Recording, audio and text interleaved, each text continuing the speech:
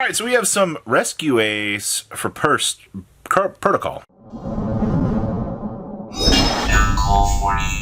All right, so we have some Rescue Ace. Check out our friends at tradingcardmint.com down below and enter MCO40 and save to purchase. So we have some Hydrant action for you. So basically, we got a new link for, and we got some turbo action to be able to try to make this deck a little bit quicker in the way that it goes. Your game plan still revolves Hydrant being the major centerpiece of this deck. I mean, that much has not changed.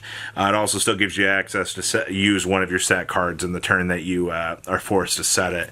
And it can't be targeted, I think, while you have another Rescue Ace monster. Which, I mean, nothing else about Hydrant I need to know, right? Nope. It's just weird because we used to only play 2 and now we play 3. Yeah, because you actually want to have the extra name for it. We've also got the triple Impulse here. So explain to me how good Impulse is. This card's a lot better than I thought it was. The card basically says, bring out, if your opponent's going to add, and they activated a monster effect on board, it says add, or special summon attacker, which attacker then draws 2, ditches 1, or it says summon Fire Engine, which Fire Engine then says when your opponent special summons, you get to special summon as well. So, from your hand, deck, or graveyard. So starting off with, 2 bodies on board, or a body on board, is not a bad thing with this deck now that we actually can link climb into something that does something. So, yeah. I think that's the important part, is you're basically a competent link deck now, especially you've got hand fixing power to maybe go dig into further hand traps, or, like you said, getting that body set up on the field to go into the next turn to basically be good. And also, if they special summon it in your turn, you just get another body off of it too, yeah, right? Exactly. That's why you try to keep it on board. For as long as you can. Yeah, for as long as you can. Does it have any other floating effects or anything like that? No. As you saw, it just literally comes back when Preventer gets destroyed and sent to you. All right, so tell me about good old Airlifter here. Oh, we love our boy. So glad he's back. So glad he's a warrior. I actually had to write it today for that thing. But, it's still the same old. If you have it in hand, you contribute the special summon 1 from hand if your opponent activates an effect on board. So, that also gets you, if you open it and the fire attacker, they activate an effect, you can special summon the fire attacker from hand. There's always still the loop with the impulse and the attacker, and the lifter, but then it still gets you your quick play spell, which gets you an emergency. We have the triple quick attacker here. So this is going to be your new card that we got. It shuffles back 1 from hand or field, because you do want to special summon down to 1. And then, what is it? If your opponent has a monster, you get to special summon the monster you added. Yeah. It never really came up in games. This is also something that you can summon off the Fire Engine, so that you have it set up.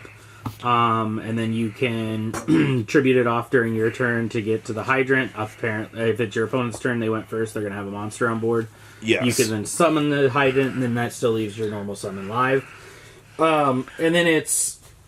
Depending on how you also open up, too, this can be another extender for you. Because, there's some of these Rescue Ace cards that you don't want to see in your hand. One thing is, too, it puts a name in the grave. Because it tributes itself for cost. So you also have to remember that it puts itself in grave. So that, you can search Preventer.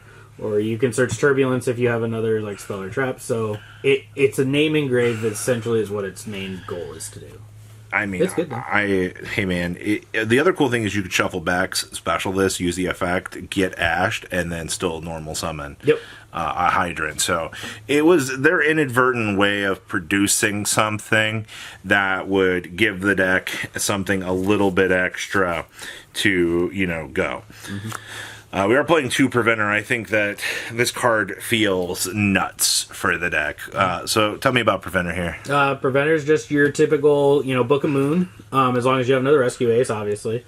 And then when it's sent to the graveyard, doesn't matter how, it summons 1 from Banished, which is obviously your Link Climb play. It's still the same that it used to be back in the day. But it's an insane card to book things is insane. We are playing 1 Turbulence. I do kind of want to make the argument to try 2 of this, just as the free body to special summon, if you need to, because you can also bring this out off of the effects and still be fine. But it is kind of a coin flip if I want to play the second or not. I understand that once again, we can kind of loop this back and do things, but there were a couple scenarios where we just couldn't get the resource loaded back up, and being able to have one of these in hand to summon would have just felt a little bit better. So, something to think about. Yeah. We do have the triple Fua. No real major change here. And look, hey, look, some Ash Blossoms. So this was something we were kind of talking about. The need for triple emergency. I understand that emergency is still a -1 when you think about it, but it does rotate you into the appropriate element that you're going to need so that you can get set up. But we were talking about wanting to play 2 of this. I think just having the 3 is not a bad idea. And I mean, like, it dodges Impermanent Veiler too. I mean, and Ogre or whatever. So I mean, it's a dodge card. You want to see it, so.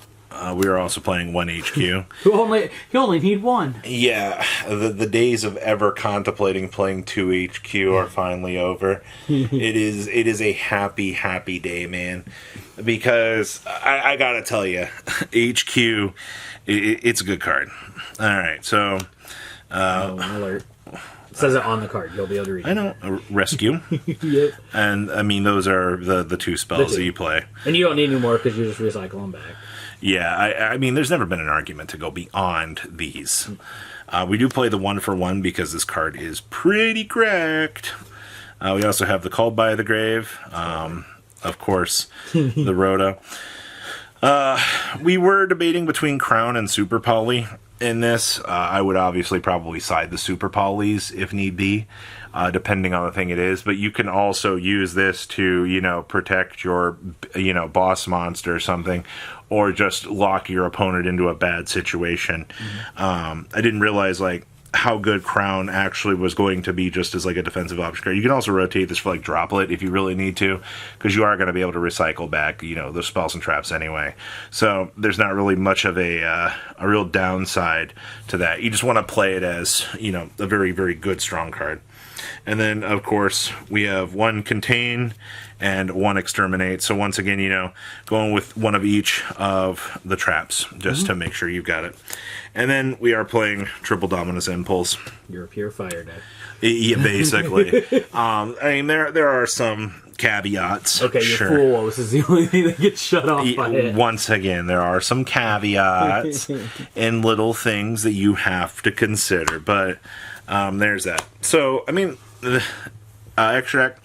We do have the Link Karibo. I mean, hey man, hit Tribute your Fire Hydrant, bring this back to make sure you dodge is pretty hilarious. We do have the 1 Relinquished Anima in case you do have to, suck up something. We do have the Doolittle Chimera. This is just extra fire. This also boosts up fire attack point monsters. Yeah, all fire monsters it's like the other ones. Gain 500 attack. So that's actually, if you do need extra damage, it's actually not bad. We do have SP and IP just to kind of be able to go into. I don't really feel like we're going to be accessing this too incredibly much. We do get to play the Salamangreat to actually add back. This card actually felt pretty good. Now there's this really good card. So this actually protects your back row depending on the matchup. This is not a bad card to make if you think your opponent's going to have a Harpy Feather Duster, for example, because you can just roll this on up, protect the field, and you're basically going to be good to go. It also tributes a fire monster. So you tribute another fire monster, obviously can't tribute itself. Then you summon one less, the original same type, but less stars. So if you need to rotate back into like a Preventer or something, you can tribute like the Turbulence to get to the Preventer, and then you have Preventer Hydrant, and then you can summon the Turbulence on your turn. So it's nice. We also have Hida. Promethean Princess. This is how everything works in this deck now. Promethean allows you to link climb. Zelantis for haha funnies. Ambler Whale and this. We have extra rank 4 options if need be. This is the new card that makes things go round, because searches for Field Spell or Hydrant, I don't know why they had to give it the ability to do both, but also whenever you use the quick play spells or traps within the archetype, he turns into Pops, which... two pops. Two dem things. And then we have a single Typhon here. But, I mean, this deck is really, really strong, actually. A lot better than I thought it was going to be. But check out our friends, tradingcardmint.com down below. Enter MK40 and save any purchase. Peace. patrons. Thank you.